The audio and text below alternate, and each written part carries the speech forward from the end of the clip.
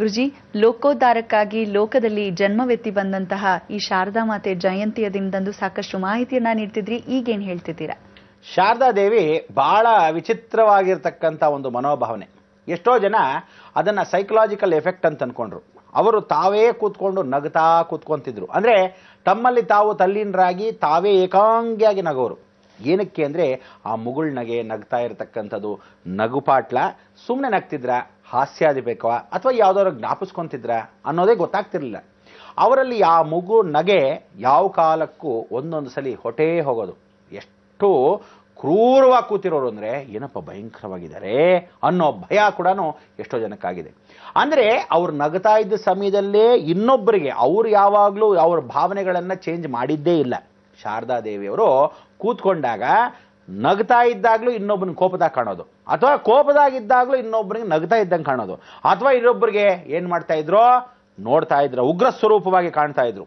ಹೀಗೆ ಒಬ್ಬೊಬ್ಬರಿಗೆ ಅವರ ಭಾವನೆ ಅವರು ಇದ್ದಲ್ಲೇ ಹೇಗಿದ್ರು ಹಾಗೆ ಇದ್ರು ಸಹ ಭಾವನೆಗಳು ಬೇರೆಯವರಿಗೆ ಬೇರೆ ಬೇರೆ ರೀತಿಯಾದ ದರ್ಶನವನ್ನು ಕೊಡೋರು. ಅದು ಏಕೈಕ ಮಾರ್ಗ ತಾಯಿತನ ಅಂತ ಒಂದು ತಾಯಿ ಯಾವತ್ತಿದ್ರೂ ಜಗನ್ಮಾತೆ ಆದರೆ ಮಾತ್ರ ಸಾಧ್ಯ. ಸಾಧಾರಣದವರಾದರೆ ಖಂಡಿತವಾಗ್ಲೂ ಈ ಥರ ಭಾವನೆಗಳು ಸಿಗೋದಿಲ್ಲ. ನೀವು ಸಾಧಾರಣವಾಗಿ ಒಂದು ವಿಗ್ರಹ ನೋಡ್ಬೋದು, ಕೆಲವು ವಿಗ್ರಹಗಳ ಸಾನ್ನಿಧ್ಯ ಇದೆ ಅಂದ್ರೆ, ಇಲ್ಲಿ ಆಂಜನೇಯ ನೋಡ್ತಾ ಇದ್ದಾನೆ ಅಂದ್ರೆ ಈ ಕಡೆ ಹೋಗಿ ನೋಡಿದ್ರು ಓಹೋ ಆಂಜನೇಯ ಕಾಣ್ತಾ ಇದ್ದಾನೆ, ನನ್ನೇ ನೋಡ್ತಾ ಇದ್ದಾನೆ, ಈ ಕಡೆ ಹೋದ್ರು ಓ ನನ್ನೇ ನೋಡ್ತಾ ಇದ್ದಾನೆ. ಅದೇ ಕೆಲವರಲ್ಲಿ ಶಿರ್ಡಿ ಸಾಯಿಬಾಬಾ ಹೋದಾಗ ನಗ್ತಾ ಇದ್ದಾಗ ನನ್ನ ನೋಡ್ಕೊಂಡೇ ನಗ್ತಾ ಇದ್ದ ನೋಡಿದ್ಯಾ ಅನ್ನೋ ಕೆಲವರು ಮನೋಭಾವನೆ. ಇದು ವಿಗ್ರಹದಲ್ಲಿ ಅನುಭವ ಅಂತಲ್ಲ, ಸಾನ್ನಿಧ್ಯ ಎಲ್ಲಿರುತ್ತೋ ದೈವ ಸಾನ್ನಿಧ್ಯ ಅಂತ ಸ್ಥಳದಲ್ಲಿ ಮಾತ್ರ ಸಾಧ್ಯ. ಅದು ಶಾರದಾ ದೇವಿಯಲ್ಲಿ ಬಹಳ ಇಷ್ಟಿತ್ತು. ಇವತ್ತಿಗೂ ಪಟದಲ್ಲಿ ಕೂಡ ಅವರಲ್ಲಿ ನೋಡಬಹುದು ಆ ಮುಗುಳ್ನಗೆ ಆಗಿರ್ತಕ್ಕಂಥದ್ದು. ಈ ಮನೋಭಾವನೆ ಎಲ್ಲ ಯಾರಿಗಿತ್ತು? ಸುಬ್ರಹ್ಮಣ್ಯನ ಅಂಶವಾಗಿತ್ತು. ಅದಕ್ಕೆ ನಿಮಗೆ ಒಂದು ವಿಶೇಷವಾಗಿರ್ತಕ್ಕಂಥ ನಕ್ಷತ್ರಗಳನ್ನ ಅನುಗ್ರಹವಾಗಿ ಕೊಡ್ತಕ್ಕಂಥ ವಿಚಾರಗಳನ್ನ ಮುಂದುವರಿಸ್ತೀನಿ. ಈ ವಿಶಾಖ ನಕ್ಷತ್ರ, ಅನುರಾಧ ನಕ್ಷತ್ರ ಮತ್ತು ಜ್ಯೇಷ್ಠ, ವಿಶಾಖ ಅನುರಾಧ ಜ್ಯೇಷ್ಠ ಈ ಮೂರು ನಕ್ಷತ್ರಗಳು ನಾವುಗಳೇನು ನೋಡ್ಬೋದು, ವಿಶಾಖ ಅನುರಾಧದಲ್ಲಿ ಅರ್ಧದಲ್ಲಿ ವಿಶಾಖ ಪೂರ್ತಿಯಾಗಿ ನೋಡ್ತಕ್ಕಂಥದ್ದು ಇಲ್ಲಿ ವೃಶ್ಚಿಕ ಮತ್ತು ತುಲ ಎರಡನ್ನೂ ಪರಿವರ್ತನೆ ಮಾಡ್ಕೊಳ್ತಕ್ಕಂಥ ವಿಚಾರ. ಅದೇ ರೀತಿಯಾಗಿ ಅನುರಾಧ ಪೂರ್ತಿಯಾಗಿ ವೃಶ್ಚಿಕದಲ್ಲೇ ಕೂತಿರ್ತಕ್ಕಂಥದ್ದು, ಅದಾದಮೇಲೆ ಜ್ಯೇಷ್ಠ ಪೂರ್ತಿಯಾಗಿ ಕೂತ್ಕೊಂಡಿರ್ತಕ್ಕಂಥದ್ದು ವೃಶ್ಚಿಕ ರಾಶಿಯಲ್ಲಿ. ಈ ವೃಶ್ಚಿಕ ಅನ್ನೋದ್ರೆ ಕುಜನ ಅಂಶ. ಈ ಕುಜನ ಅಂಶವಾಗಿರ್ತಕ್ಕಂಥವರಿಗೆ ಕೋಪ, ತಾಪ, ಪರಿವರ್ತನೆ ಹೀಗೆ ಚೆನ್ನಾಗಿರ್ತಿತ್ತು. ಇದರಲ್ಲಿ ಸಂಪತ್ತು, ಪ್ರತ್ಯರ, ವಿಕ್ತರ, ವಿಧವ, ಅನುಗ್ರಹ, ಸಿದ್ಧಿ ಈ ಎಲ್ಲ ಆಗ್ತಕ್ಕಂಥ ಅವಕಾಶವನ್ನ ಮಾಡ್ಕೊಳ್ಳೋದು. ಅದಕ್ಕೆ ವದತಾರೆ ಅಂತ ಕರೆಯೋರು, ಸಂಪತ್ತಾರೆ ಎನ್ನೋರು, ಸಾಧಕ ತಾರೆ ಎನ್ನೋರು. ನಿಮಗೆ ಆ ಮೂರು ನಕ್ಷತ್ರಗಳ ವಿಶ್ಲೇಷಣೆಯನ್ನ ಕೊಡ್ತೀರಿ, ಬೇಗ ಬರ್ಕೋಬೇಕು. ಅಯ್ಯೋ ಬೇಗ ಹೇಳ್ಬಿಡ್ತಾರೆ ಗುರುಗಳು, ಬಹಳ ಫಾಸ್ಟಾಗಿ ಹೇಳ್ಬಿಡ್ತಾರೆ ಅಂತಲ್ಲ, ಮುಗಿಸ್ಬೇಕಲ್ಲಪ್ಪ. ಎಷ್ಟೋ ರೀತಿಯಾದ ನಿಧಾನ ಮಾಡಿದ್ರೂ ಕಷ್ಟೇ. ನೋಡಿ, ಕೆಲವೊಂದನ್ನ ಇವತ್ತೇ ಮಾಡ್ಬಿಡ್ಬೇಕು. ಉಪ್ಪಿಟ್ಟನ್ನ ಇವತ್ತು ರವೆ ಹುರಿದ್ಬಿಟ್ಟು ನಾಳೆ ತರಕಾರಿ ಹಾಕ್ಬಿಟ್ಟು ಮಾಡೋಕ್ಕಲ್ಲ. ಇವತ್ತು ಹುರಿದ ಮೇಲೆ ಇವತ್ತೇ ತರಕಾರಿ ಮಾಡ್ಬೇಕು. ಸೊ ಉಪ್ಪಿಟ್ಟಿನ ಸಂಕ್ಷಿಪ್ತವಾಗಿ ಎಷ್ಟು ಮಟ್ಟಿಗೆ ಆಗುತ್ತೋ, ತರಕಾರಿ ಇಲ್ಲದೆ ಇದ್ರೆ ತಕ್ಷಣ ನಾಳೆ ತರಕಾರಿ ಬರಲಿ ಅಂತ ಕಾಯೋ ಬದಲು ಒಗ್ಗರಣೆ ಹಾಕಿ ಇವತ್ತೇ ಉಪ್ಪಿಟ್ಟು ಕೊಡ್ಬೇಕು. ಹಾಗೆ ನಿಮಗೆ ಇವತ್ತೇನು ಕೊಡ್ತಿದ್ದೀವಿ, ವಿಶಾಖ, ಅನುರಾಧ, ಜ್ಯೇಷ್ಠ ಮೂರನ್ನೂ ಕೊಟ್ಬಿಡ್ತೀನಿ. ಮೇಲ್ಗಡೆ ನೀವು ಬರ್ಕೋಬೇಕಾದ್ದು ವಿಶಾಖ, ತದನಂತರ ಅನುರಾಧ, ಅದಾದ ಮೇಲೆ ಜ್ಯೇಷ್ಠ. ಮೂರು ಬರ್ಕೊಳ್ಳಿ, ಬಹಳ ಚೆನ್ನಾಗಿ ಹೇಳ್ತೀನಿ. ಅದಾದ ಮೇಲೆ ಕೆಳಗಡೆ ಜನ್ಮ, ಸಂಪತ್ತು, ವಿಪತ್ತು, ಕ್ಷೇಮ, ಪ್ರತ್ಯರಿ, ಸಾಧಕ, ವದ, ಮಿತ್ರ, ಅತಿಮಿತ್ರ ಈ 9 ಹಾಕೊಳ್ಳಿ. ಈಗ ನಿಮ್ಗಳಿರ್ತಕ್ಕಂಥ ಸಂದಿಗ್ಧ ಕಾಲದಲ್ಲಿ ಏನೇನು ಆಗತ್ತೆ ಅದನ್ನ ಸಂಕ್ಷಿಪ್ತವಾಗಿ ಹೇಳ್ತಕ್ಕಂಥ ವಿಚಾರ. ಜನ್ಮದಲ್ಲಿ ವಿಶಾಖ ನಕ್ಷತ್ರಕ್ಕೆ ವಿಶಾಖ, ಪೂರ್ವಭಾದ್ರ, ಪುನರ್ವಸು. ಸಂಪತ್ತಲ್ಲಿ ಅನುರಾಧ, ಉತ್ತರಾಭಾದ್ರ, ಪುಷ್ಯ. ವಿಪತ್ತಲ್ಲಿ ಜ್ಯೇಷ್ಠ, ರೇವತಿ, ಆಶ್ಲೇಷ. ಕ್ಷೇಮದಲ್ಲಿ ಮೂಲ, ಅಶ್ವಿನಿ, ಮಖ. ಪ್ರತ್ಯರದಲ್ಲಿ ಪೂರ್ವಾಷಾಢ, ಭರಣಿ, ಪುಬ್ಬ. ಸಾಧಕದಲ್ಲಿ ಉತ್ತರಾಷಾಢ, ಕೃತ್ತಿಕಾ, ಉತ್ತರ. ವದದಲ್ಲಿ ಶ್ರವಣ, ರೋಹಿಣಿ, ಹಸ್ತ. ಮಿತ್ರದಲ್ಲಿ ಧನಿಷ್ಠ, ಮೃಗಶಿರ, ಚಿತ್ತ. ಅತಿ ಮಿತ್ರದಲ್ಲಿ ಶತಭಿಷ, ಆರಿದ್ರ, ಸ್ವಾತಿ. ನೋಡಿದ್ರ, ಇದನ್ನ ಪೂರ್ತಿ ವಿಶಾಖಗೆ ಸಂಬಂಧಪಟ್ಟಿರೋದು. ಈಗ ಅನುರಾಧ ಬರ್ಕೊಳ್ಳಿ. ಅನುರಾಧಾಗೆ ಜನ್ಮ, ಸಂಪತ್ತು, ವಿಪತ್ತು, ಕ್ಷೇಮ, ಪ್ರತ್ಯರಿ, ಸಾಧಕ, ವದ, ಮಿತ್ರ, ಅತಿ ಮಿತ್ರಕ್ಕೆ ಸರಿಯಾಗಿ ನೋಡಿಕೊಂಡು ಬರ್ಕೊಳ್ತಾ ಬನ್ನಿ. ಜನ್ಮಕ್ಕೆ ಅನುರಾಧ, ಉತ್ತರಾಭಾದ್ರ, ಪುಷ್ಯ ಇದು ಅನುರಾಧ ನಕ್ಷತ್ರದವರಿಗೆ. ಅನುರಾಧ, ಉತ್ತರಾಭಾದ್ರ, ಪುಷ್ಯ ಜನ್ಮಕ್ಕೆ. ಸಂಪತ್ತಿಗೆ ಜ್ಯೇಷ್ಠ, ರೇವತಿ, ಆಶ್ಲೇಷ. ವಿಪತ್ತು ಮೂಲ, ಅಶ್ವಿನಿ, ಮಖ.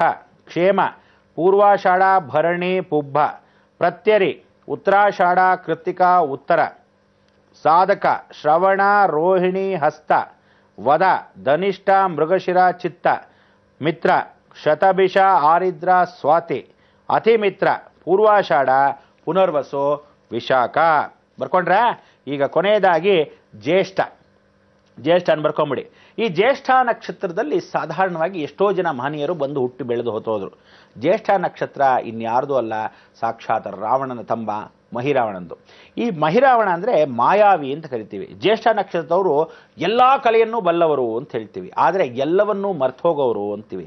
ಆದರೆ ಎಲ್ಲವನ್ನೂ ಜ್ಞಾಪಕನೂ ಇಟ್ಕೊಳ್ಳೋರು ಅಂತ ಮಹಾಜ್ಞಾನಿಗಳು. ಎಲ್ಲವೂ ದುರಹಂಕಾರವೇ, ಎಲ್ಲವೂ ಅರ್ಧ ಅಲ್ಲ, ಮುಕ್ಕಾಲ್ ಭಾಗ ಮತ್ತು ಕಾಲ್ ಭಾಗ. ಈ ಕಾಲ್ ಭಾಗ ಒಳ್ಳೆಯವರೇನೋ ಅನ್ಸ್ಕೊಂತೀವಿ, ಇನ್ನು ಕಾಲ್ ಭಾಗಕ್ಕೆ ಮುಕ್ಕಾಲ್ ಭಾಗ ಪೂರ್ತಿ ಎಷ್ಟು ಕೆಟ್ಟವರು ಅನ್ಸ್ಕೊಂತೀವಿ. ಅದಕ್ಕೆ ಆ ಜ್ಯೇಷ್ಠ ನಕ್ಷತ್ರ ಸ್ವಭಾವವೇ ಹಾಗೆ.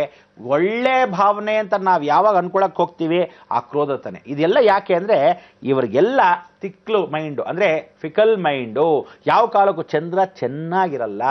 ಯಾವತ್ತು ನೋಡಿ ಚೇಳು ಎರಡು, ಈ ಎರಡು ಚೇಳಲ್ಲಿ ಒಂದು ನಕ್ಷತ್ರ ಬಂದ್ಬಿಡ್ತು ಅಂದಾಗ ಏನಾಯ್ತು, ಈ ಚೇಳು ಯಾವ ಕಡೆ ಬಾಗ್ಲು ಈ ಬಾಯ ಕೊಂಡಿ ಬೇರೆ. ಸೊ ಈ ಮೂರು ಭಾಗದ ಮೆದುಳು ಆಕ್ಟಿವೇಶನ್ ಜಾಸ್ತಿ ಆಗೋದೇ ನಾವುಗಳು ಏನು ಹೇಳ್ತೀವಿ ಈ ಜ್ಯೇಷ್ಠ ನಕ್ಷತ್ರಕ್ಕೆ. ಅದಕ್ಕೆ ಇವ್ರಿಗೆ ಯಾವತ್ತೂ ಈ ಕೊಂಡಿಲಿ ಚುಚ್ಚಿಬಿಡ್ತಾರ, ಹುಷಾರಾಗಿರಪ್ಪ ಅಂತ. ಇಲ್ಲ ಈ ಕಡೆ ಏನು ಮಾತಾಡ್ತಾನೋ ಗೊತ್ತಿರಲ್ಲ, ಇಲ್ಲ ಆ ಕಡೆ ಏನು ಮಾತಾಡ್ತಾ ಗೊತ್ತಿಲ್ಲ, ಆ ಚೇಳ್ತಾರ ಇವರು ಅಂತ. ಸೊ ನಾವುಗಳು ಏನಾಗಬೇಕು, ಇವ್ರುಗಳ ಹತ್ರಿಂದ ಎಷ್ಟೋ ಅಷ್ಟೇ ಇಟ್ಕೋಬೇಕು. ಬರ್ಕೊಳ್ಳಿ. ಜನ್ಮ ಜ್ಯೇಷ್ಠ ರೇವತಿ ಆಶ್ಲೇಷ, ಇದು ಜ್ಯೇಷ್ಠ ನಕ್ಷತ್ರಕ್ಕೆ. ಸಂಪತ್ತು ಮೂಲ ಅಶ್ವಿನಿ ಮಖ, ವಿಪತ್ತು ಪೂರ್ವಾಷಾಢ ಭರಣಿ ಪುಬ್ಬ, ಕ್ಷೇಮ ಉತ್ತರಾಷಾಢ ಕೃತ್ತಿಕ ಉತ್ತರ, ಪ್ರತ್ಯರಿ ಶ್ರವಣ ರೋಹಿಣಿ ಹಸ್ತ, ಸಾಧಕ ಧನಿಷ್ಠ ಮೃಗಶಿರ ಚಿತ್ತ, ವದ ಶತಭಿಷ ಆರಿದ್ರ ಸ್ವಾತಿ, ಮಿತ್ರ ಪೂರ್ವಾಭಾದ್ರ ಪುನರ್ವಸು ವಿಶಾಖ, ಅತಿಮಿತ್ರ ಉತ್ತರಾಭಾದ್ರ ಪುಷ್ಯ ಅನುರಾಧ. ಇಲ್ಲಿಗೆ ಮುಗೀತು.